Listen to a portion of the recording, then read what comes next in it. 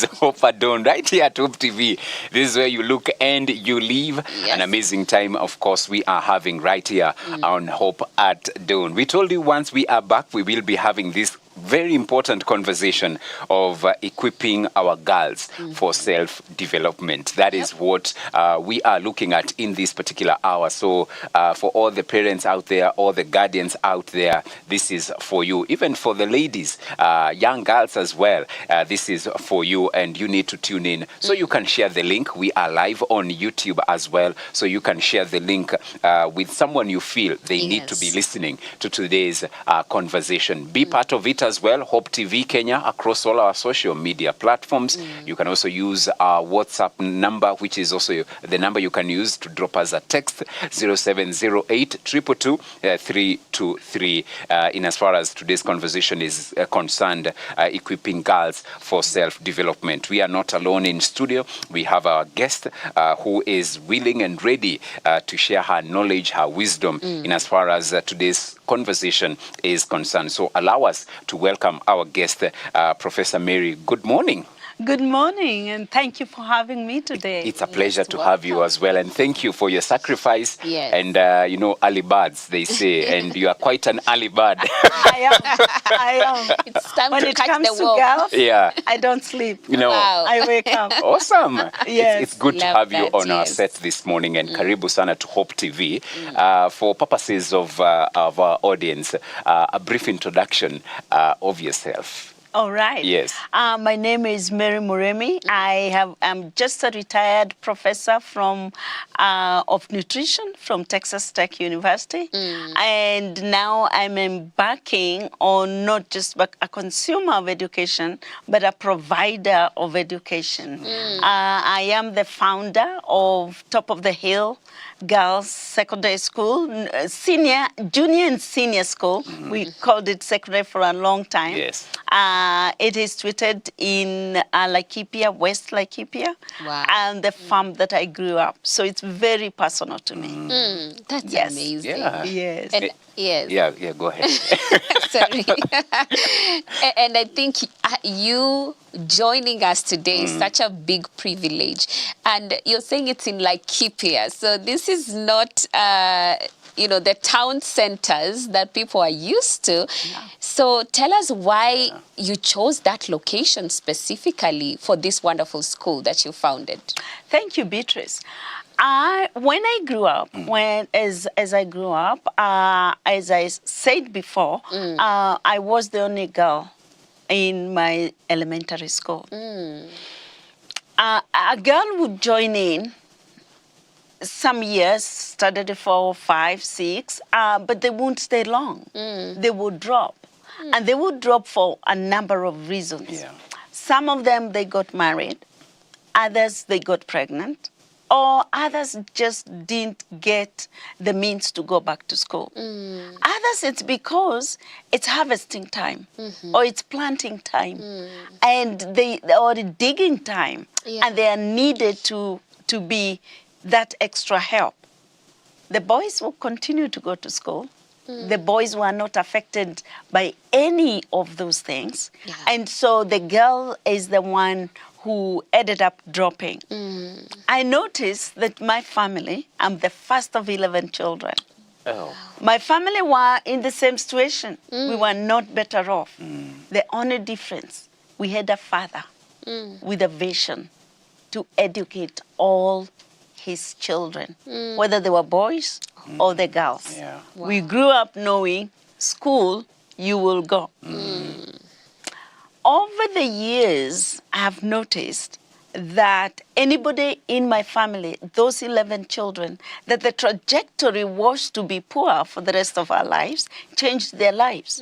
We have teachers, we have good drivers, we have nurses, we have engineers, and some are here, some are abroad. And what opened that key was education. On the other side, the girls that didn't go to school with me are still there.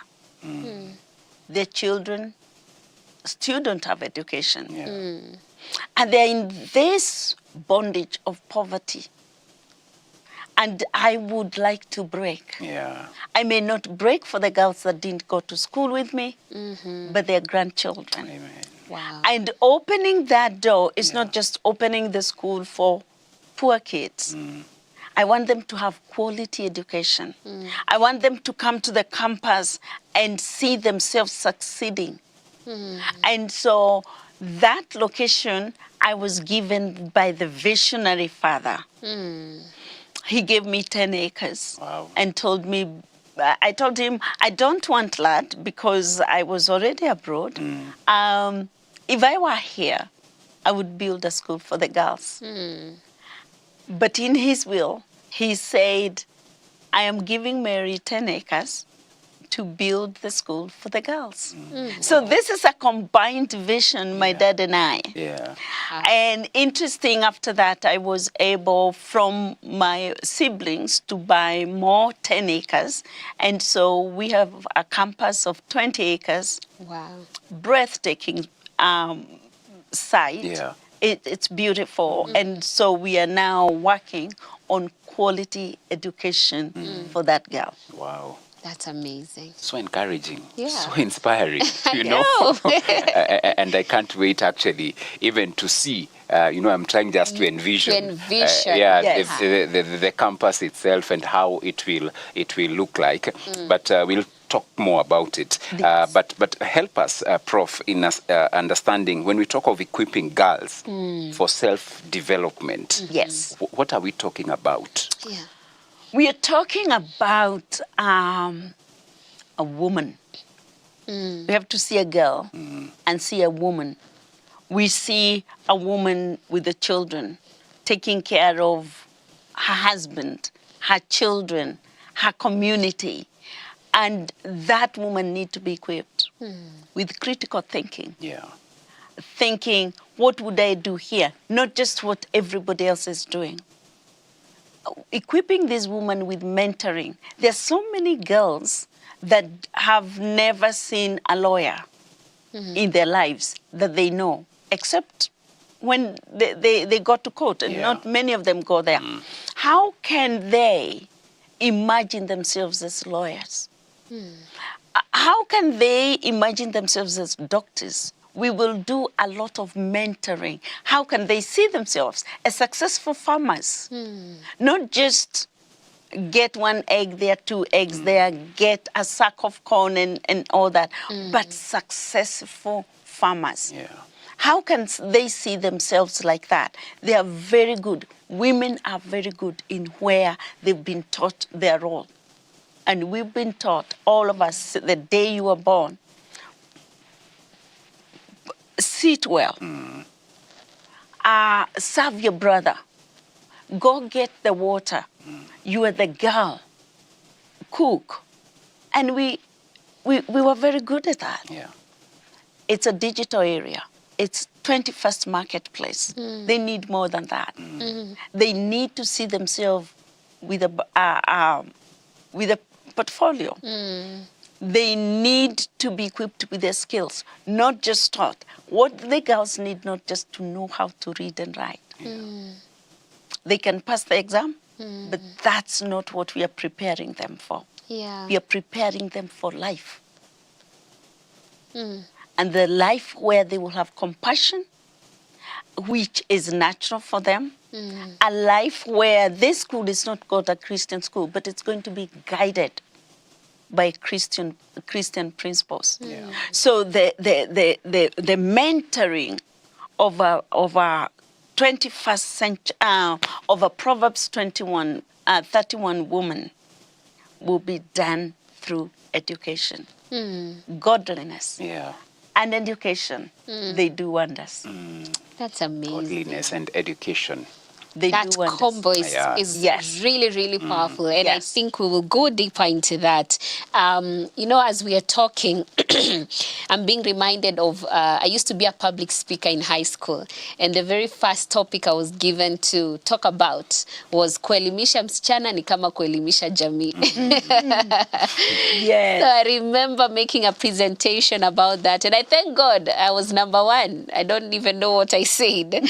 But I would love for us to talk talk about that aspect of educating a lady, because as you've mentioned, you see this little girl, you're not just seeing them for where they are at that point, you're seeing the woman that will come from there. So talk about the place of education. You know, what does it do to ensure that this woman or this girl has that aspect of self-development within them? So it is in our curriculum. Top of the Hill is very purposeful in terms of making sure that the girl is not just thinking about the exam. Exam is the easiest part. Everybody worries about the exam.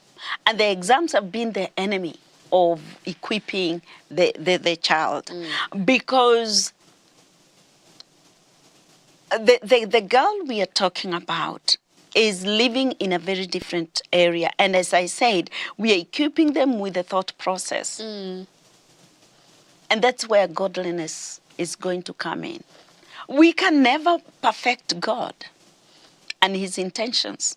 So if education is not aligned with God's values, it will not go very far. That's why we talk about corruption in this country. I don't think that's a secret. A very developed country, because we are developed if we compare ourselves with other countries. But there is this corruption, which to me is lack of compassion, it's lack of sharing what you have, is greediness that destroys and leaves people that don't have something to corrupt in poverty. So they can't get because they can't bribe. But this is a woman we will be training to know, to resist, to be corrupt, resist, to corrupt. And then they teach their children. The role of a woman, it's not just nurturing the family, but think about a child till they're 7 years old. The person they mainly know is their mother. Talk even about the first year of breastfeeding. That child is constantly looking at the face of the mother, and they are communicating. So if we equip this woman to learn how to teach a 6-month-old, how to teach a 9-month-old, a 1-year-old, we've not just invested in that woman, but we invested with the next generation. In 50% of women that have education, just education, not even what we are talking about, skills in education. Their children don't go hungry. Their children get the health they need. Their children go to school. Just education opens the door for their children. All other things being the same. Not richer than, not privileged than, just education. They are able to help, to look for this help, access it, and make sure their children go to school. That is the mother that when the child comes home, they say, you need to eat something, but you need to do your homework. What was your homework? What did you do today? And so we are equipping them. And the same thing, I was equipped. I have the privilege of being the richest woman if I wanted to. But I'm choosing a value. I'm choosing to help somebody else. What about if we were even one in every county? So those are the women that I want to develop. For themselves, you can't help others if you don't. You have not helped. Equip them. Open the door. They'll be job creators. They will not be looking for jobs. They will provide jobs.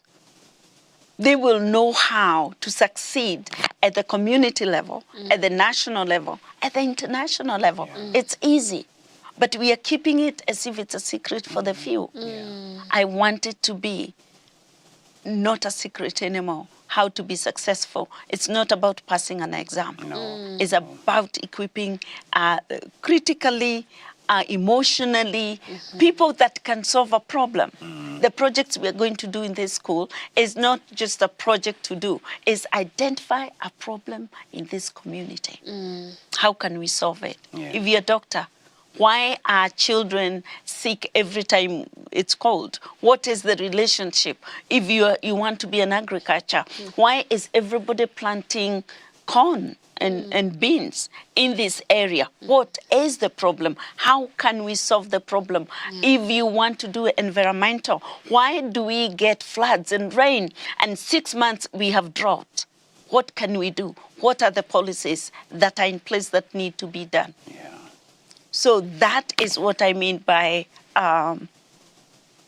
empowering them to see a problem and solve it, to think critically, to be compassionate, to change the world. Yeah. I love your passion as you speak about all Yeah. these things. and you have been exposed to education, both locally and also abroad. If you would help us identify some of, because you, and this has actually been a thorn in our flesh as a nation, that our children, and that's why we have even cases of exam cheating and all, because for them, they have been brought up, we have been brought up thinking that the win is you passing your exam. Yes. Yeah. But we are now trying to, help them realize that actually that's not the case. Yeah. What are some of the existing gaps that you see in our education system that you feel is working against this same drive of equipping our children for self-development?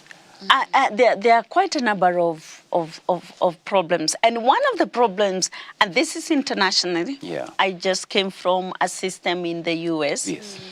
The policymakers, the ones who do decisions on education are not necessarily people that are experts in that education.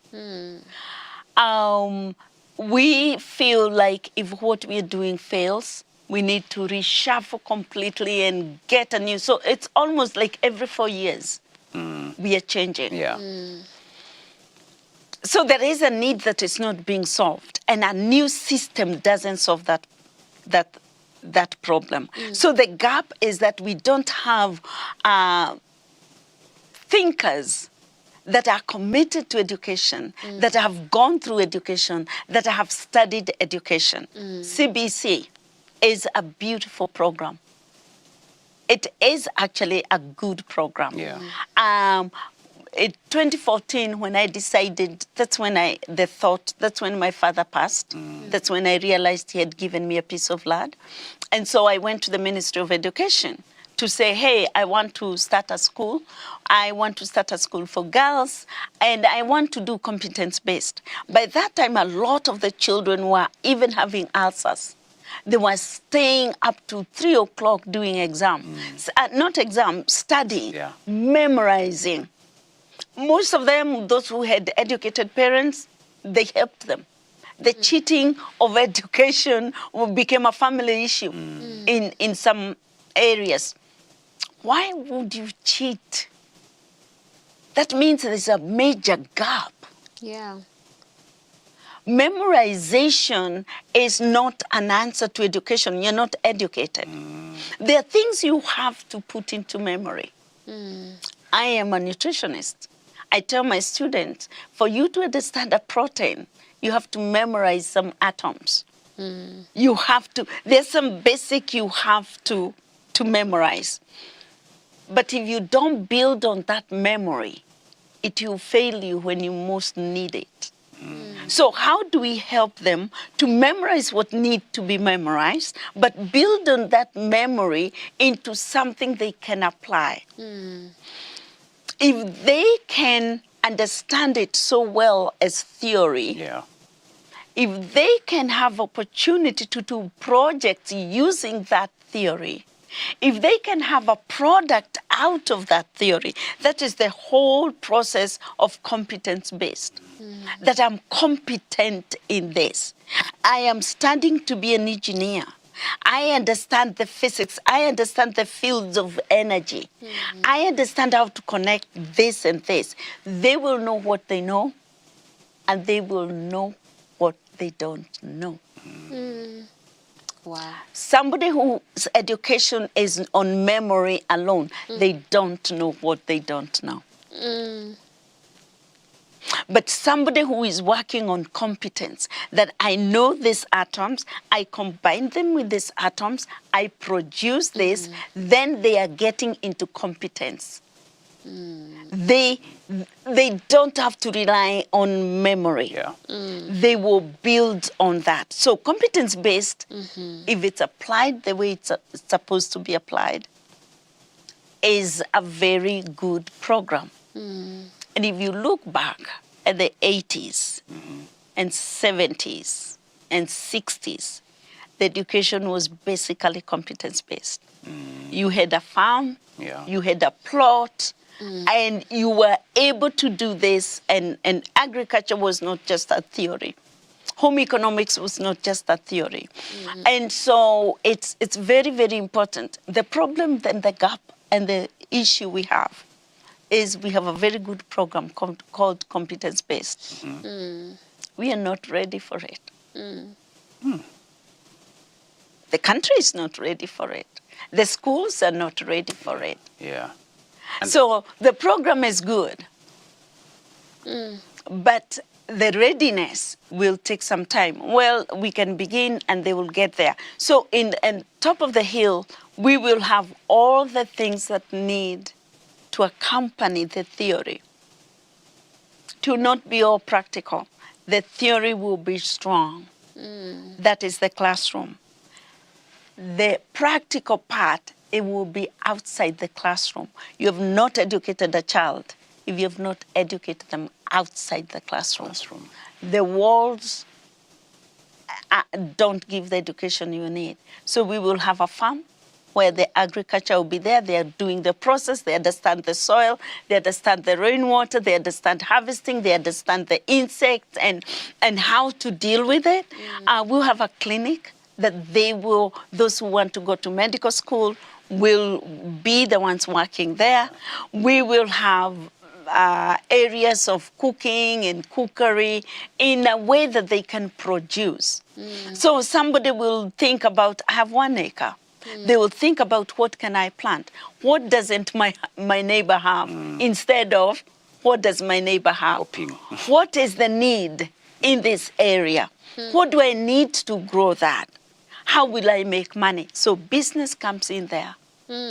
They now start, and then the marketing. How can I put this in the digital so that somebody 10 miles from there will know I have it? So that is the competent bit. They can't fail.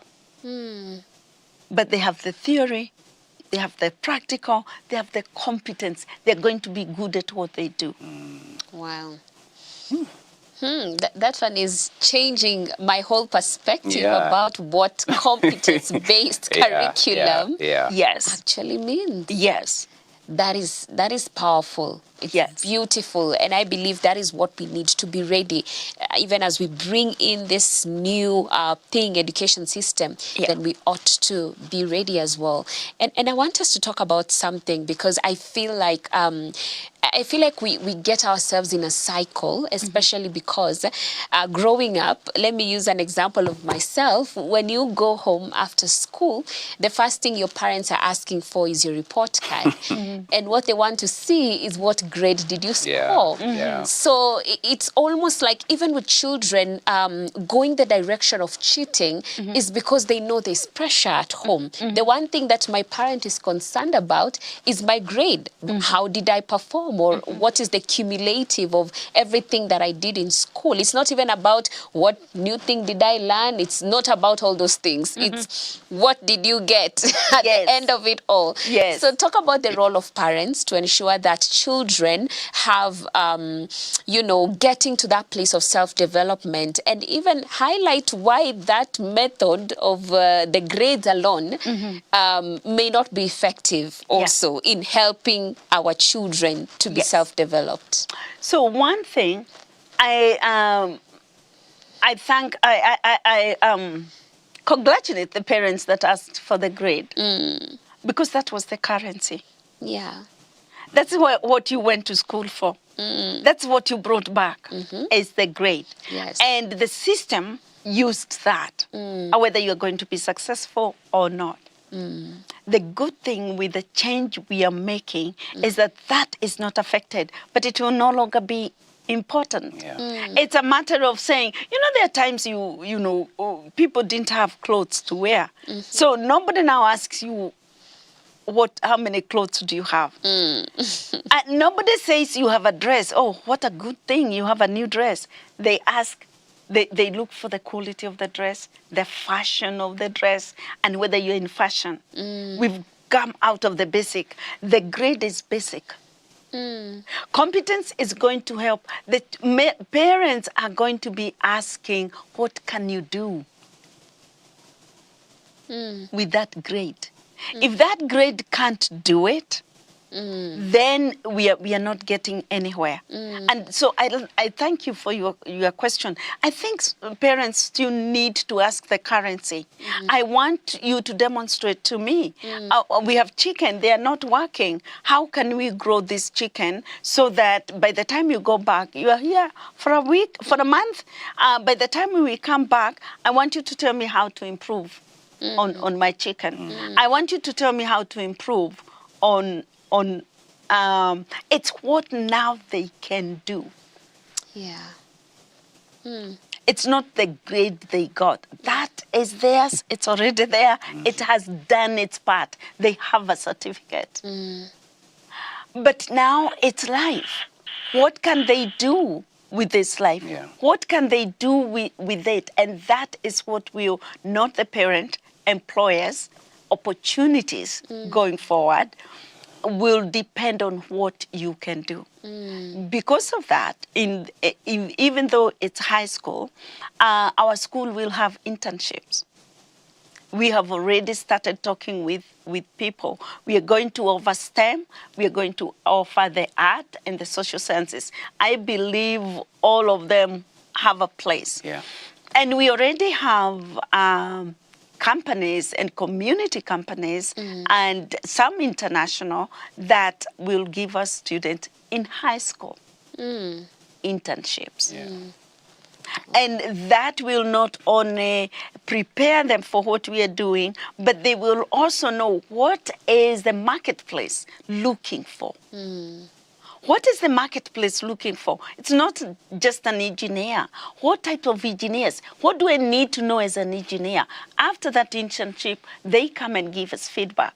And also the companies are also giving us feedback. So our student will, that's why I say the basic will be so basic, it won't matter. But our students will be able to go and function, succeed at the university. They will be probably a year ahead of the university.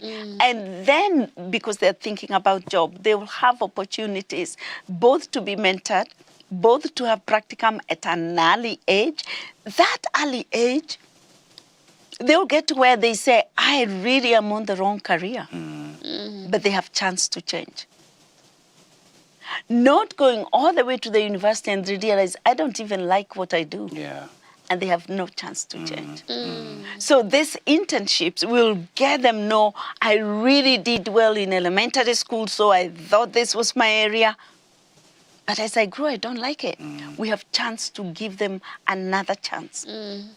Powerful. Yeah. That's good. If we can look at some of the barriers for these girls that they are facing today in as far as developing, because the goal here is developing their full potential. Absolutely. So what are some of these barriers so that even as guardians, as parents, as girls themselves, they can actually see this is a barrier that will hinder me in as far as exploiting my full potential is concerned? The first thing is the child themselves. The way a girl looks at themselves. It's one thing the way a girl is looked by the society.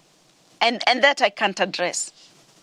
But I want, first of all, to know the girl, how the girl sees herself. That is the first motivation. Who is she? We will have interviews. Who are you? What are you able? What can you do? And why haven't you done it? So they will start looking at where they had imaginary barriers, they had no motivation, they've always been told you are lazy, they have always been told you are not as good as so-and-so, and they have believed it. So we want to bust out a lot of those lies about this girl. There are others that have only been known for their beauty. Oh, you're beautiful. You can make a good wife. And that works against them because everything about this girl is gone except their beauty. Yeah. And so strengthening that girl right from the first time we get them, making her know who she is, giving her the opportunity to be who she is a very important part in all that. Now, we have taken care of the cheating of the exam will not be a big thing because we want them to know, not to memorize only. The girl not depending on what other people have told them, but they are so aware of themselves. Self-awareness of a girl tells them, this is your strength. Yeah. And this is your weakness. Address your weakness and then thrive on your strength. We will be looking at working from the strength point of view. Yeah. What are your strengths? That is what you need to put 80% of your energy. What are your weaknesses? Improve them with this 20%. Most students work 80% on their weakness and ignore their strength. Whether it's academic or whether it's personality. But we want them to know their strength and to be aware of their weakness, to work on it. Wow. Did I answer your question? Yes, you did. Perfectly. Thank you so much. Wow, this is fantastic. I mean, we are learning, we are growing, and I honestly do love your passion. I think we can allow you to take a breather a little bit, even as our viewers also take a cup of water or a cup of tea. When we get back, we still have more on this conversation, ensuring that we are equipping our girls for self-development. See you in a bit.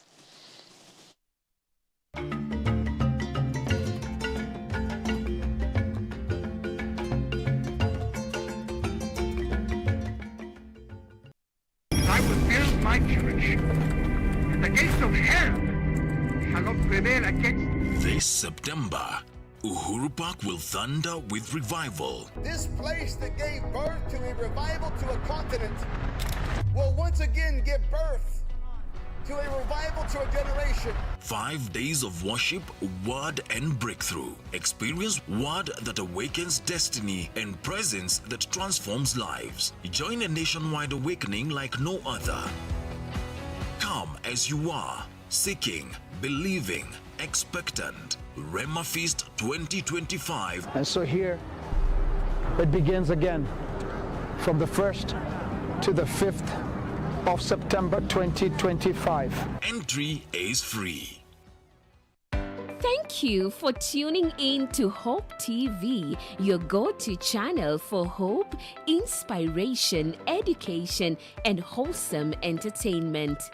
At Hope TV, we are committed to knowing God and making Him known through powerful media content. We truly value you and are dedicated to serving you better.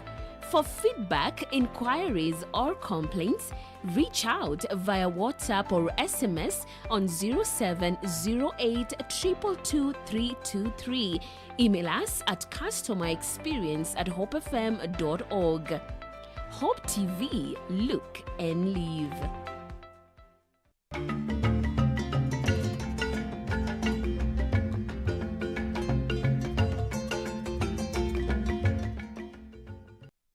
Amazing, amazing. We are doing well, and of course, learning so much about equipping the girl child for self-development. And of course, Professor is here with us. She is breaking it down very well. We are learning so much, and I feel like we have just begun to understand what education should be all about. We are blessed indeed to have her here. So, Prof, I think maybe there's a boy child watching. Yes. And feeling like like, hey, what about me? Yeah. But I want you to just comment on that. Talk about why it's also important to equip the boy child, because when a lady is empowered, when they grow up, they may still need to be in a family setup. They have a husband, they have children. So maybe talk about the place of also equipping the boy child and why it's important for both of them to be empowered. Oh, wonderful. And let me first of all say that I care about boys. I am the mother of 3 boys. Wow. And only 1 girl. Okay. I am the grandmother of 6 boys and no girl.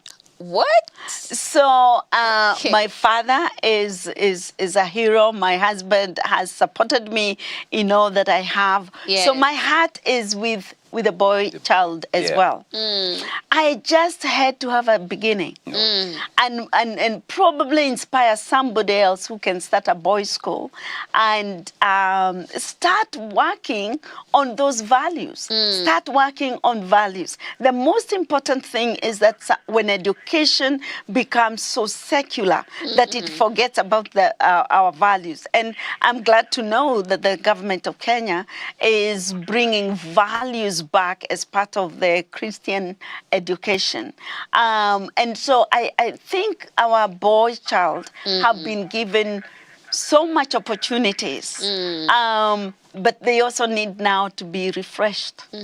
How are we looking at them? That time there was no competition with girls.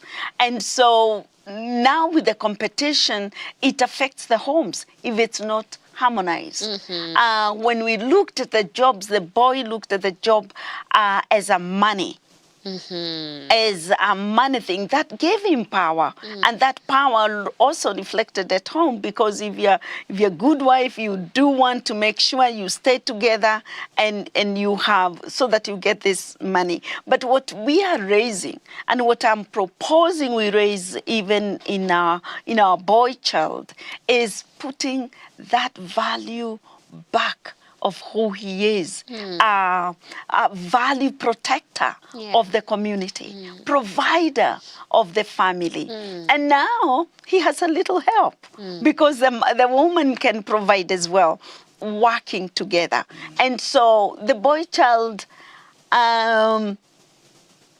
is a very complicated issue because a lot of them have advanced. Kenya is still ruled by men. We can't even get the 1/3 thing in the parliament. Yeah.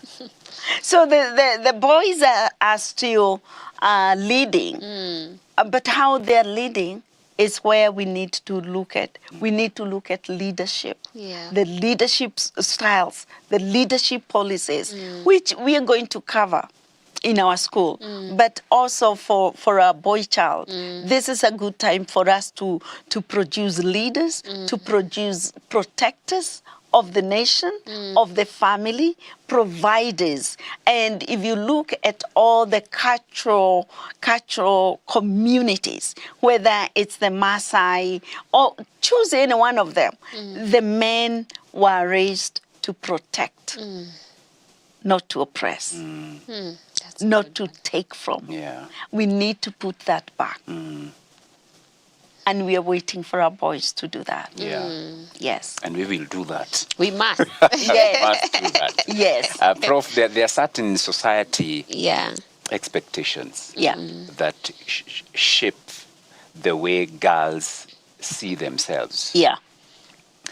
How do we challenge, especially those negative expectations of what and how the society views the girl child, so that at the end of it all, they fulfill their potential?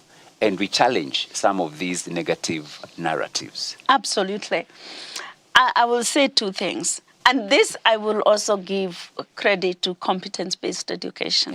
Competence-based education is looking at the child learning at the classroom, learning outside the classroom, but also one of the core classes or subject is community-based experience. So we are working with the community.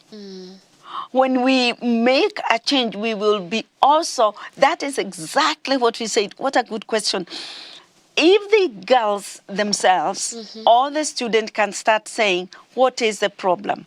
Why aren't these girls going to school? Yeah. What is the problem? We'll be able to have a baraza with the community. We'll be able to tell them these are habits that we have always done, but they are hurting your child in this way. I'll give you an example. My husband has a ministry in Turkana. It's called Shea International. And by the way, my husband was once upon a time a pastor in this church, this very church, during Pastor Thomas. And the ministry we do in Turkana, we were just doing evangelism. Yes. It was a holistic, we would do evangelism, we would dig water for them, we would set clinics for them, health clinics, mobile clinics, and all that. And one day, I was in charge of the women ministry. I was under the tree with all the women, and I was teaching women about the Lord. I looked back on another tree. I saw there were about 10 teenager girls. They were all there. I said, can you join us? And they didn't join us. We had about 4 speakers. I finished mine. I was the one who opening. I gave somebody else to continue with the women, and I went to talk with the girls. 30 minutes opened my eyes. I'm from Central Laikipia, and I, my father, as I already said, wanted me. I went to nursery school. Who took their children to early childhood at that particular time? I had to go to another town. So I grew up in a family that valued me. So I went to them and I said, you're teenagers. Do you know the Lord? They said no. They told me very clearly, all we want now is to get married. Wow. So who is going to marry you? I said, I've already been, my dowry has already been paid. I'm just waiting to be the right age and I go and get married. By who? By a rich man. He's a friend of my father. All of them gave me that story. I said, and what about if we start soap making with you? Would you be able to do it? No, my parents won't let me because I'm the one who goes to fetch the water. I'm going to do this and going to do that. Plus, why don't you marry young people, young men? Say, no, they have no money. Huh. So even them, they want to them because they have goats. Yeah. So I changed the teaching. I left them. I called the women.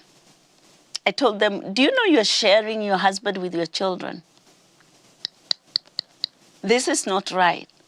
I told the girls, do you know your first child that's why you have so many diseases. They are not strong. There is a mismatch between your father and yourself in making this child. We also went my husband went to the men. So we had to deal with them because it was a cultural thing that was woven. It was like a 3-strand rope. The girls want it, the women want it, the husbands want it. Yeah. You can't attack it unless you separate the ropes. Wow. The next thing is the girls themselves, I educated them on the biology, what they're missing, and all that. The girls woke up and they started saying no. One particular girl went to the man to marry them and said, you are too old. You can't marry me. It's not right. Do you know that man turned around and said, oh, but I have a son, you can marry then. And it happened. So the son and the girl brought me their first child because I was telling them about the biology of the children. And he said, our child is healthy, you are right. And we got married. Then we went to a new village. And they said, oh, we don't want Share International here because they are telling our children not to marry the old. The district office had to intervene. And he said, you thank Share International because if we find you marrying a 15-year-old, you'll go to jail. Wow. In the areas we went in Turkana, that's how we killed early marriage. Wow. It's about reasoning. It's about the times. It's about telling people the science, the social, one at a time, and it will happen. All the villages that we preached, and there are many, unless they hide, we killed 90% of that practice. Wow. So that, but I would like the girls to be the agent of change. In this case, they were the agent of change. They're the ones who said no. They're the ones who realized this is not riches. Somebody else's goat doesn't make me rich. So that's why it's very, very important to educate our girls where they are disadvantaged, educate our boys where they are disadvantaged, and make them the change agents. Wow, I can say amen to that. Yeah. I feel like that was such a beautiful story even to wind up today's conversation. Of course, time is not on our side, but would love to allow you to just let the people know how they can be part of this beautiful school, Top of the Hill Girls School. Talk about how maybe parents watching, especially those who are in that area, can plug in and be part of what you're doing and when the admissions are going to begin. Wonderful. Thank you very much once again. And parents and sisters and brothers and fathers who have been listening to us this morning. Top of the Hill Girls School. We apologize. We didn't have the pictures, but we can find it. You can actually go on our website at top of the, www.topofthehill Girls Junior and Senior School. And you will see our website. We are opening our doors in January 2026. We are accepting both junior, the 7th grade and 10th grade. We are not taking anybody in between because we want to produce our own brand. And so if you're in the 7th grade, and we will also look at the same things we looked at. It's really on merit. Merit is the number one thing we are looking at. It's a boarding school, and lots of things will be provided. We are in a beautiful location. We will get the best of the teachers, and we will have all the opportunities to put what we learn in class into practice. And so the application forms are on the website. Please apply.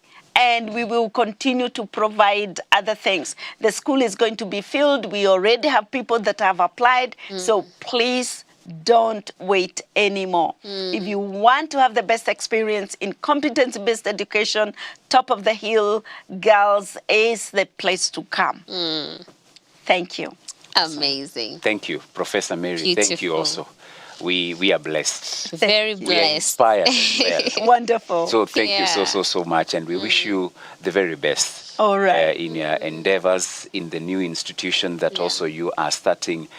May God go before you, and we can't wait to see what becomes of that great institution. Yes, and it's the going girls to be that a will be mission produced. field for you. Yes, Wow. definitely. Absolutely. Yes, so you Yes. never know. Yeah. Might visit one day. Not one day. Yeah. Need to. like Kipia, Like, we live in Nanyuki, so hatuko mbali sana. Oh, that in is the county. good. Yeah. Yes, it's Yes. the same Like county. Kipia The same County, county. Yeah. Yes. So I would Yeah, definitely pay a visit. Yeah. Wonderful. So thank you so very Thank you much. so Yes. much. Asante sana. And thank you for tuning in to today's episode.